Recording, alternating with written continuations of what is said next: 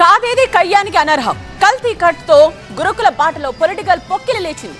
విద్యార్థుల అస్వస్థత కేంద్రంగా కాంగ్రెస్ బీఆర్ఎస్ నేతల మధ్య డైలాగ్ వార్ పీక్స్ కు వెళ్ళింది. ఇప్పుడు జరుగుతున్న సంఘటనలన్నిటికీ కూడా కారణం ఆర్ఎస్ ప్రవీణ్ కుమార్ హస్తం ఉందని చెప్పి నేను నమ్ముతా ఉన్నాను. రోజు కుట్ర చేసి గురుకుల పాఠశాలలో విషాహారం నేను తినిపిస్తున్నా అంటున్నారు. మీరు ఒక అమ్మగా ఎప్పుడైనా ఆలోచించిన అసలు మీరు మత్తులో ఉండి మాట్లాడుతున్నారు సురేఖ గారు. అది మా దురదృష్టం, తెలంగాణ ప్రజల దురదృష్టం.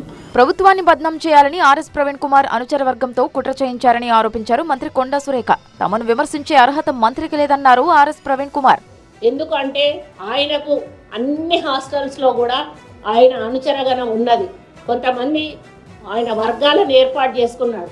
కావాలని ఇటువంటి ఇష్యూలను రవి యాదవ్ గారు ఈయన శ్రీగంధం చెట్లను పెంచుతూ కోట్లలో సంపాదిస్తున్నారు. మీరు వారి నుండి నేర్చుకోవాలా? అయితే ఫ్రీడమ్ యాప్ని డౌన్లోడ్ చేసుకోండి. క్రియేట్ చేసి ప్రభుత్వాన్ని బద్నాం చేసేటువంటి ఒక ప్రణాళిక ఈయన ద్వారా నడిపిస్తూ ఉన్నారు టీఆర్ఎస్ నాయకుడు సైకోరావు అని చెప్పి నేను అనుకుంటా ఉన్నాను. కోర్టు ఆదేశాలను ఉల్లంఘించి అసభ్యకరమైన భాష మరి మాట్లాడుతూ ఉన్నారు.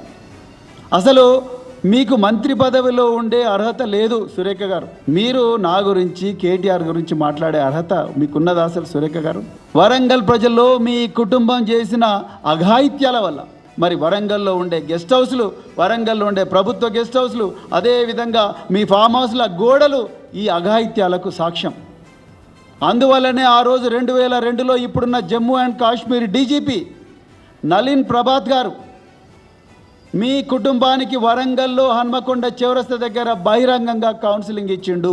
గత ప్రభుత్వ హయాంలో గురుకులాల నిర్వహణలో భారీగా అవకతవకలు జరిగాయని ఆరోపించారు కొండా సురేఖ.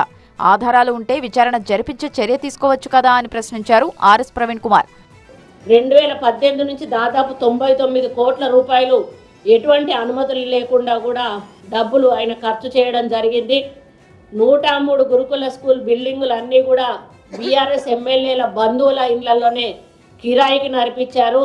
మరి వాళ్ళకి ఎంత లబ్ధి చేకూర్చారో వాళ్ళకే తెలియదు. 1000 మంది స్టాఫ్ను ప్రభుత్వం అనుమతి లేకుండా రిక్రూట్ చేసుకొని నెలకు 9 కోట్లు ఇష్టారీతిన ఖర్చు చేయడం జరిగింది. వాళ్ళంతా కూడా ఆర్ఎస్ ప్రవీణ్ కుమార్ అనుచరగణంగా ఉన్నారు. నా రికార్డులన్నీ కూడా సంక్షేమ భవన్లో చాలా భద్రంగా ఉన్నాయి. నేను ఇప్పటికి కూడా రేవంత్ రెడ్డి గారికి ఛాలెంజ్ చేస్తున్నా, దయచేసి మతిస్థిమితం లేని మంత్రులను, భజంత్రులను ముందర పంపించకండి, మీరే రాండి.